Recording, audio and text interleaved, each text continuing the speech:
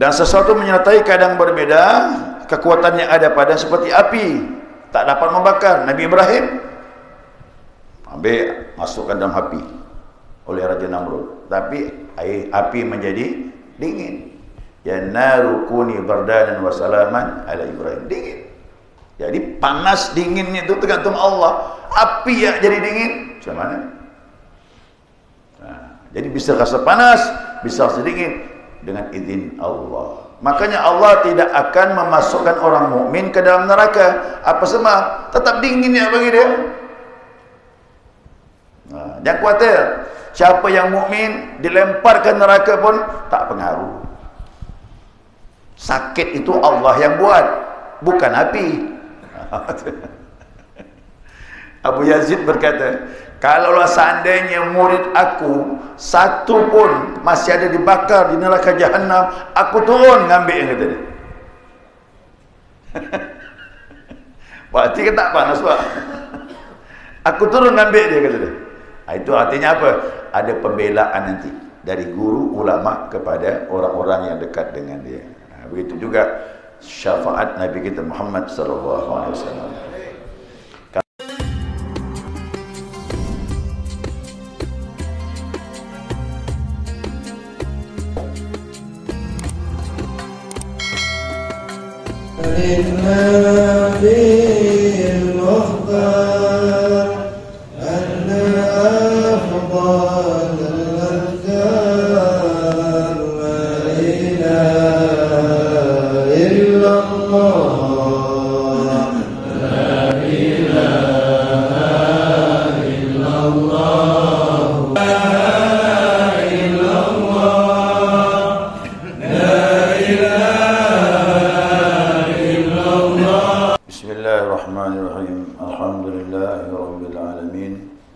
Allahumma salli ala nuril anwar wasiril asrar wa tiryakil ahyar wa mittahi babil yasar sayyidina wa maulana Muhammadin al-Mukhtar wa alihi al-athhar wa ashabil akhyar adada ni'amillahi wa ibudalik. Subhanaka la ilma lana illa ma 'allamtana innaka antal alimul hakim. Allahumma dzakirna ma nasina wa 'allimna ma jahilna wa la hawla wa la quwwata illa billahil 'aliyyil 'azim. Qala musannif rahimahullahu ta'ala wa nafa'ana bi 'ulumihi fid dharain amin. Jamaah rasul rahimakumullah. Assalamualaikum warahmatullahi wabarakatuh. Alhamdulillah, senantiasa kita mengaturkan pujian dan syukur kita kepada Allah atas limpahan rahmah hidayahnya. Subuh ini kita dapat melanjutkan kajian kita, mudzakarah kita, panduan kitab Miftahul Jannah. Ya, ini lanjutan yang terakhir ya, kesimpulan ya tentang aqaidul iman atau yang masuk di dalam ibtiqar. Maka dengan penjelasan tersebut, penjelasan terakhir kemarin ya, ditolaklah, artinya tak bisa diterima ya, beberapa mazhab. Ternyata dalam akidah juga, dalam ilmu keyakinan, dalam ilmu tauhid, itu ada mazhab yang ditolak oleh Ahlus Sunnah wal Jamaah. Kita ini Ahlus Sunnah wal Jamaah ya, dengan apa yang kita bahas dari awal sampai sekarang ini, dapat gambaran. Nah, jadi mazhab yang ditolak yang mana? Yang tidak masuk Ahlussunnah wal Jamaah. Yang pertama, ya, mazhab Qadariyah. Ya, disebut Qadariyah, mereka berpendapat makhluk ini mempunyai kodrat. Ya, kita ini mempunyai kuasa sebagaimana perbuatan ikhtiariah kita. Qadariyah ini berpendapat Allah cuma menciptakan saja. Ini hati-hati ya. Ini tipis nih pembahasan nih. Allah cuma menciptakan saja. Nah setelah itu kita ini mau kemana, kita yang menentukan. Hati-hati itu. Ya, ini bisa sombong juga. Seolah-olah kita punya kemampuan, kita bisa memilih, dan kita punya kekuatan di luar kekuatan Allah. Jadi Allah cuma menciptakan. Kemana selanjutnya? Tergantung kita ini. Kalau begitu banyaklah ayat yang dibuang. Ya kan? Wallahu khalaqakum wa ma ta'malun. Allah ciptakan kau, apa yang kau buat pun Allah ciptakan. Seolah-olah, ingat ini, ayat ini ditentang oleh mazhab Qadariyah. Qadariyah, Allah tak menciptakan perbuatan kita, Dia cuma menciptakan kita saja. Perbuatan kita selanjutnya kita yang menentukan, kita punya pengaruh, berhasil pun kita punya usaha. Nanti jadi Qarun. Nanti jadi Qarun. Ini hasil usahaku, ini hasil pintaranku. Aku kaya kerana aku ahli dalam bidang perdagangan, ilmu berdagang aku pintar. Jadi Qarun.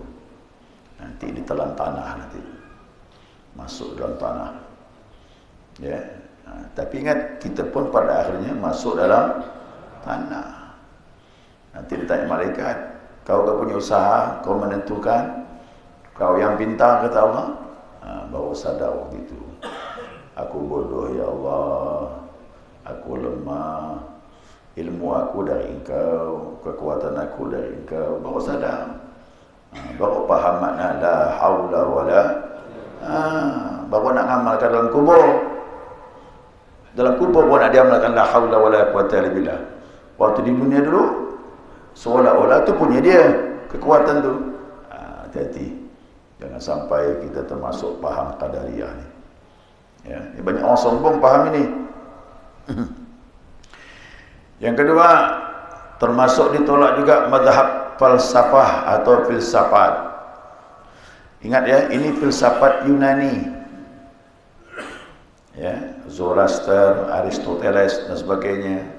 Dia banyak dipakai, tapi dikaji ulama, tapi kita tidak masuk ini.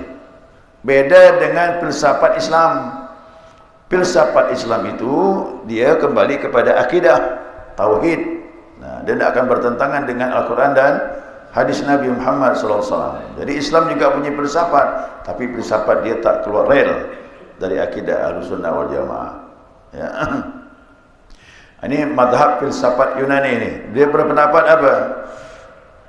Segala langit, langit, bintang, angin, air, api, tanah, semuanya punya pengaruh, bukan dari Allah. Ini hati-hati. Ya. Dia berpendapat yang punya kekuatan langit menurunkan hujan, bintang menurunkan hujan. Apalagi angin, dia menentukan, bisa datangkan manfaat, bawa kesejukan, kenyamanan, bisa juga membinasakan. Itu angin punya kekuatan. Angin puting beliung itu angin sendiri yang buat hancur tu, bukan dari Allah. Jadi manakala kau angin puting beliung, minta tolong sama angin, janganlah hancurlah kami ini. Itu kalau angin punya pengaruh. Tapi secara akidah, ya Allah, lepaskan kami daripada angin ini, balak musibah dari angin, kerana yang menggerakkannya beda tipis tu. Hati kita ke mana ni? Ya. Namanya kita ni fitrah kita. Kuda musibah yang menakutkan datang, apa yang kita sebut? Tetap kita nyebut Allah. Itu fitrah kita tu. Tak bisa tidak. Begitu gempa, banjir datang, angin yang menghancurkan semuanya. Dah. Allahu Akbar, Allahu Akbar. Mulai nyebut nama Allah pula. Itu fitrah kita, tak bisa tidak tu. Bawalah ingat Allah. Waktu aman, lupa. Musibah datang, bagus tak tu? Masih bagus kan? Ingat Allah. Jangan kena musibah pun masih kata ingat, terlewat dah tu. Ya, hati-hati ni paham filsafat ni, ditolak ni, tak betul paham ini. Ya. Api juga gitu. Manfaat bisa datang dari api, mudarat pun bisa datang dari api, bukan dari Allah. Hati-hati. Ini paham filsafat. Tanah juga begitu, punya pengaruh.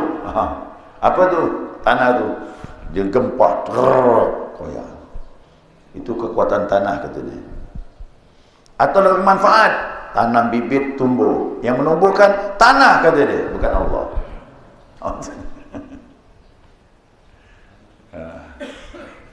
Itulah, jadi ada mursyid guru kita itu memberikan satu pelajaran dengan salah satu wakil talqin itu. Dapat pelajaran apa? Dikasih bibit. Nah, ambil bibit ni, kata dia. Ambillah bibit. Kau tanam ya, tanam. Bibit kacang tu. Kacang tu kan mudah tumbuh. Buka tanah, masukkan. Nah, tanam ya, tanamlah. Jauh pula rumahnya tu. Kembalilah pakai bis. Ya, sampai 7-8 jam baru sampai ke rumah. Tanam. Udah seminggu tumbuh tunas tu. Sebulan lumayan naik tinggi. Bulan depannya berangkat lagi dia, bertemu dah dengan mursyid guru. Gimana, udah tumbuh belum? Dah. Kau yang numbuhkan? Dah, kata dia. Aku cuma nanam ya, masukkan bibit. Tumbuh besok bukan urusan aku. Siapa yang mengeluarkan bibit tu? Yang memecahkan dari bibit tumbuh daun, tunas, kata tu siapa? Oh, baru dia faham. Langsung dapat pelajaran. Si murid bilang, Allah. Betul tauhid kau tadi. Sederhana dia mau pelajaran. Nah, kita cuma menebar bibit. Tumbuh besok lusanya bukan urusan kita. Ya. Itu dikatakan Allah yang memunculkan bibit dari biji-bijian. Ya. Itu dari Allah Subhanahu wa taala secara mutlak sudah. Apalagi dan lainnya dapat menimbulkan pengaruh. Jadi bersihkan ya, jangan ikut filsafat ni, berbahaya. Nah, masuk mazhab yang ketiga, tabi'in, tabiat. Kemarin dibahas tu. Paham tabi'in berpendapat bahawa segala sesuatu dapat memberi pengaruh atau bekas dengan tabiatnya. Seperti makanan. Oh, makanan tabiatnya mengenyangkan. Terbetik di hati, oh maka inilah yang mengenyangkan. Air inilah yang menghilangkan haus. Api inilah yang membakar. Ini sudah masuk syirik. Ya, mulai sekarang kau nak minum, pandang air itu, hilang haus. Langsung tauhid di hati kita. Kita cuma minum yang menghilangkan haus. Ini hari-hari ini. Ya, hari-hari seperti itu.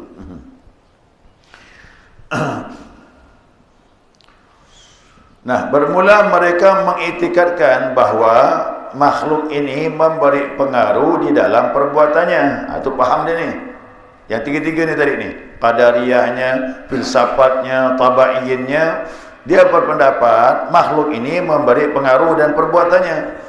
Berbeza dengan sebagian di antara pendapat mereka yang mengiktikadkan bahawa makhluk dapat memberi bekas atau pengaruh dengan kekuatan yang dijadikan Allah kepadanya.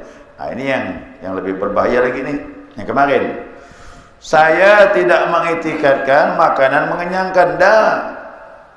Cuma saya meyakini Allah beri kekuatan kepada makanan sehingga makanan mengenyangkan. Allah beri kekuatan kepada air sehingga air itu bisa menghilangkan haus. Ini pun salah. Walaupun disebut-sebutnya Allah beri kekuatan, tapi setelah itu air itu menghilangkan haus. Setelah itu makanan mengenyangkan. Ini pun keluar dari Ahlus Sunnah wal Jamaah. Ini dikatakan mereka termasuk ahlul bid'ah. Tahu bid'ah tu apa? Bid'ah tu apa? Mengada-ada tentang akidah. Kalau sudah begitu, kita masuk dalam kesesatan. Secara akidah, kita sesat. Udah kafir belum? Belum. Orang sesat belum kafir. Ya, kalau kafir itu mengingkari. Dia mengakui adanya Allah. Cuma Allah itu tidak memberi pengaruh setelah dia menciptakan. Ini maksudnya. Ini tipis nih. Bahkan dia katakan sekalipun Allah beri kekuatan kepada air, tapi air itulah yang memberi pengaruh, pun juga sesat masih. Sesat. Maka pendapat yang pertama telah sepakat bid'ahnya tadi. Ya, namun pendapat yang kedua ikhtilaf ulama pada kufurnya. Pendapat yang kedua tadi ni. Pendapat yang kedua kufur ke dia ni? Yang mana? Yang bilang makanan itu Allah beri kekuatan sehingga mengenyangkan. Air itu Allah beri kekuatan sehingga menghilangkan haus. Nah, yang seperti ini kata ulama ikhtilaf. Ada ulama mengatakan kufur mengarah kepada kekafiran, ada mengatakan belum. Tapi disepakati ini ahlul bid'ah dalam ilmu akidah. Ya, sama juga ahlul bid'ah yang mengatakan Allah bertempat bid'ah. Ya. Allah di langit, Allah di bumi, mana lagi Allah di laut, mana Allah bertempat. Berarti itu kalau bid'ah sudah, tapi kufur ikhtilaf ulama. Tetapi yang mu'tamad adalah mukmin yang asih, mukmin yang maksiat. Yang mana tadi Allah beri kekuatan kepada air sehingga bisa menghilangkan haus. Allah beri kekuatan kepada makanan sehingga makan bisa mengenyangkan. Allah beri kekuatan kepada api sehingga api bisa membakar. Yang begini ini kata ulama dia masih mukmin tapi maksiat. Macam mana pula tu? Kau beriman sama Allah, ya. Tapi kau maksiat, apa sebab? Ada keyakinan Allah ingin membakar harus dengan api. Allah ingin mengenyangkan makhluk haus dengan makanan. Allah menghilangkan haus dengan minuman. Berarti Allah perlu perantara. Tanpa perantara Allah tak bisa apa-apa. Yang begini rosak juga akidah kita. Jadi yang bagus macam mana? Begitu kita masak, ibu-ibu masak air, masak makanan, masak nasi, hidupkan api. Yang beri pengaruh membakar tu Allah, bukan api.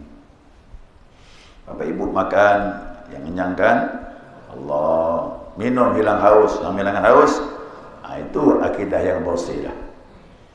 Ya, itu akidah yang bersih.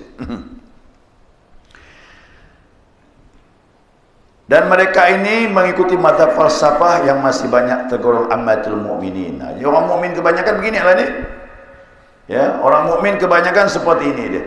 Kalau tak belajar, kau yang belajar itu pun betul-betul mau diyakini, baru betul. Nah, kau tak belajar, saya khawatir kebanyakan orang mukmin pahamnya seperti ini. Ya. Ini. Dan inilah disyarahkan oleh Imam Sanusi dalam ungkapan. Apa kata Imam Sanusi? Dengar ni. Kama yaz'umuhu kathiratun minal jahalati, sebagaimana sangkaan mayoritas. Ni hati-hati ni. Kebanyakan orang Islam inilah tergolong yang jahil. Jahil tu apa tu? Kasar sikit ni. Menurut akidah Ahlussunnah wal Jamaah, orang ini jahil, alias maaf kasar sedikit, bodoh dalam masalah akidah. Siapa tu? Mu'tazilah. Termasuk Mu'tazilah seperti Qadariyah. Ya. Jadi yang betul macam mana ni? Ni saya ulang ya, ini kesimpulan ni. Yang benar adalah mukmin yang hakiki, yang bersih akidahnya, mengiktikadkan segala makhluk ini tidak bisa memberi bekas dengan tabiatnya, tidak juga dengan kekuatan yang Allah jadikan kepadanya, karena sesuatu menyertai kadangkala berbeda. Kadang air tak menghilangkan haus, minum tak hilang haus sampai 3 gelas, 1 jam berikutnya minum lagi. Pernah tak begitu? Pernah. Apalagi orang mau mati itu kata Nabi. Orang mau meninggal kata Nabi, yang maksiat itu dirasa haus yang amat sangat. Walaupun air laut dituangkan ke lehernya, tak hilang haus. Berarti air tak menghilangkan haus. Fahamlah di zaman ni. Orang mau mati itu kehausan yang maksiat. Orang mukmin dah dituangkan air laut sampai habis pun tak hilang hausnya. Itu hadis sahih dari Rasulullah sallallahu alaihi wasallam. Hati-hati meninggal dalam kehausan. Ya. Jadi orang mukmin itu diberi Allah kelebihan. Haus tu dari Allah, hilang haus pun dari Allah. Kenyang tu dari Allah, muncul lapar pun dari Allah. Jadi makanan sebab saja, air sebab saja. Ya. Ada yang meninggal lapar pun. Ini saya mohon maaf ya, orang bilang, kata orang lah. Tapi benar juga kata orang ni. Mungkin orang tu ulama kali ngomong. Dia bilang pergi haji itu gambaran akhirat. Ya, pergi haji gambaran akhirat. Jadi apa yang kita temui di sana kadang-kadang Allah munculkan, Allah bayar di sana sebelum kita meninggal. Nah, ada seseorang, saya waktu itu bimbing zikir, tapi ya waktu itu belumlah saya ceramah sebagai dakwah, cuma ngikut-ngikut. Mubaligh waktu itu, masih ingat tak guru kita Syahri Hussein? Syahri Hussein Jalan Jamal tu. Jalan Jamal, Syahri Hussein. Jalan Jamal sini ke sana? Sana ya?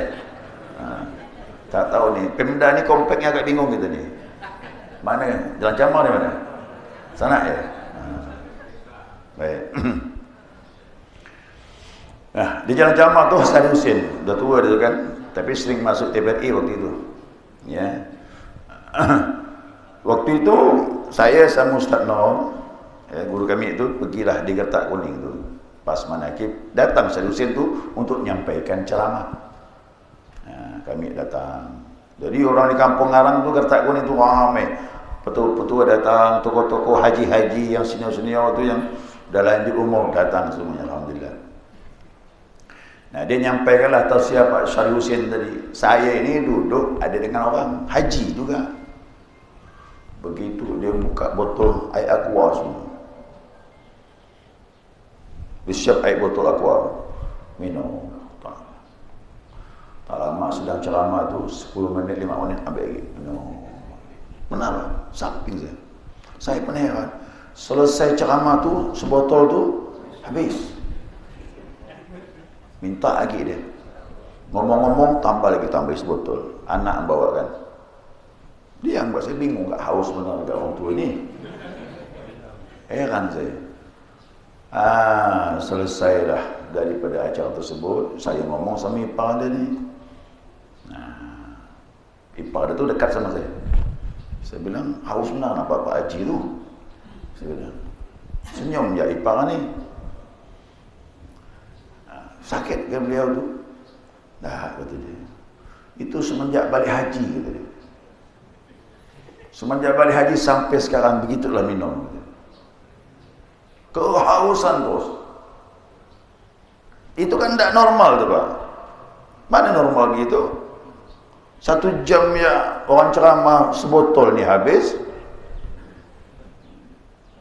Kita minum kok normal kan palinglah 3 jam berikutnya adalah kering leher ni minumlah segelas. Ini sebotol ni habis. Botol besar tu. Apa ceritanya? Saya bilang, itulah kita bilang. Semenjak dengar jangan haji itulah kata dia. Haus tu sangat kuat sekali. Setiap dia salat di Masjid Haram, Masjid Nabawi tetap bawa air. Kalaupun air putus dia tak mau dari tong air Zam-Zam. Assalamualaikum, Assalamualaikum. Dia sebentar buka air keran. Dia tak mau jauh dari drum yang warna krem tu, air Zam-Zam. Gitu. Dia pun tak tahu kenapa haus begitu sangat. Sampai dia bilang, orang Kampung Arang yang pergi haji juga sama dia lagi salat ni Pak, lagi tahiyat. Itu air botol letakkan samping sebelah kanan, ditendang sama orang Afrika. Itu dia merangkak Pak, ngambil itu Pak, batal salat tu, dibatalkannya. Ngambil air tu, berjalan dengan ambil air tu. Saya bilang, haus itu bukan buatan kita, dari Allah. Minum bergelas-gelas pun tak hilang haus. Dah, saya cukup situ saja. Saya tak mau ceritakan karakter dia selama ini macam mana hidup dia. Itu urusan dengan Allah. Yang jelas ada masalah. Yang jelas kita ambil pelajaran, hilang haus tu dengan izin Allah. Itu pelajarannya. Nanti apa kita meninggal? Nabi bilang, air laut dituangkan pun tak hilang haus. Ya, wa iyadzubillah. Nah, jadi kadang-kadang berbeda, Pak. Ya, air kadang-kadang kita minum belum hilang haus juga. Itu Allah punya kehendak, Saudara. Dan sesuatu menyertai kadang berbeda, kekuatan yang ada pada seperti api, tak dapat membakar. Nabi Ibrahim ambil masukkan dalam api oleh Raja Namrud, tapi api menjadi dingin. Ya naru kuni bardanan wa salaman ala Ibrahim, dingin. Jadi panas dinginnya itu tergantung Allah. Api ya jadi dingin, macam mana? Nah, jadi bisa rasa panas, bisa rasa dingin dengan izin Allah. Makanya Allah tidak akan memasukkan orang mukmin ke dalam neraka. Apa sebab? Tetap dinginnya bagi dia. Nah, jangan khawatir. Siapa yang mukmin dilempar ke neraka pun tak pengaruh. Sakit itu Allah yang buat, bukan api. Abu Yazid berkata, kalaulah seandainya murid aku satu pun masih ada dibakar di neraka Jahannam, aku turun ngambil, kata dia. Berarti kan tak panas, Pak. Aku turun ngambil dia, kata dia. Itu artinya apa? Ada pembelaan nanti dari guru ulama kepada orang-orang yang dekat dengan dia. Begitu juga syafaat Nabi kita Muhammad sallallahu alaihi wasallam. Kalau guru-guru dia beri syafaat orang-orang yang dekat, keluarga, muridnya, pembelaannya dia. Tapi Rasulullah akan membela syafaatul uzmah kepada seluruh umat Nabi Muhammad sallallahu alaihi wasallam. Nah, mudah-mudahan kita dapat syafaat beliau. Insyaallah, amin. Gitu juga seperti pisau memotong, kadang tak memotong. Nabi Ismail disembelih, tak luka lehernya. Udah dilaksanakan Nabi Ibrahim, sembelih tekan tak mau. Apa kata Allah? Allah bilang, inna lahuwal bala'ul mubin. Ini ujian yang berat bagi Ibrahim, nyembelih anak tapi tak mempan lehernya. Wa fadainahu bidzibhin azim. Kami ganti dengan sembelihan yang besar. Diulang-ulang tak putus leher Nabi Ismail. Allah datangkan malaikat bawa domba pengganti. Itulah ibadah korban. Makanya saya dibawa kawan dulu, tak mau saya belajar ilmu kebal lagi dah. Jadi putus tak putus leher kita ni tergantung Allah lah, udah. Kalau nak tembus, ya dengan izin Allah. Kalau pun tak tembus pun dengan izin.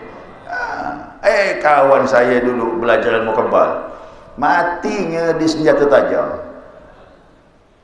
Saya mandang langsung dulu sekolah dulu, saya sekolah umum. Nah, dia berkelahi, saya mandang langsung. Baju koyak ni, Pak, kulitnya tak tembus.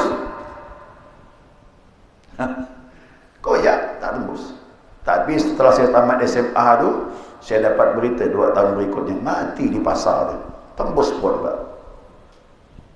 Jadi yang kebal tu dia ngaku dia kebal, tapi dengan izin Allah saat tertentu tembus juga. Macam mana? Jadi sombong, belajar ilmu kebal ni sombong. Dia merasa kita punya. Tapi Nabi Ismail dia merasa tak punya. Dia pun kebal Nabi Ismail kena dengan izin. Lebih bersih ilmu ni. Mau meninggal, ya meninggallah. Mau tembuslah. Kau tak tembus pun dengan izin. Udah, salah subhanallah. Semuanya berlaku dengan izin Allah Subhanahu wa taala. Ingat ya, ini akidah yang bersih. Inilah akidah ahlu sunnah wal jamaah. Segala sesuatu tidak ada pengaruh dengan tabiatnya, dengan kekuatannya. Semuanya datang mutlak dari Allah. Ya, dasarnya ini tadi firman Allah. Ya, la tad'u min dunillahi ma la yanfa'uka wa la yadurruka. Janganlah kau menyeru kepada selain Allah yang tak bisa mendatangkan manfaat dan tak bisa mendatangkan mudarat. Siapa buat macam ini, meyakini sesuatu bisa mendatangkan manfaat dan mudarat, maka dia termasuk zalim. Tidak ada kezaliman yang paling besar kecuali syirik kepada Allah Subhanahu wa taala. Kalau ada yakin betul murni seperti ini, insya Allah. Saya tidak jamin, tapi dengan izin Allah meninggal nanti la ilaha. Baru betul meninggalnya dengan husnul khatimah. Ya, bukan formalitas ucapan, tapi keyakinan. Sehari-hari itu buktikan dengan akidah Ahlussunnah wal Jamaah. Sekiranya cukup jamaah. Mungkin ada pertanyaan, silakan.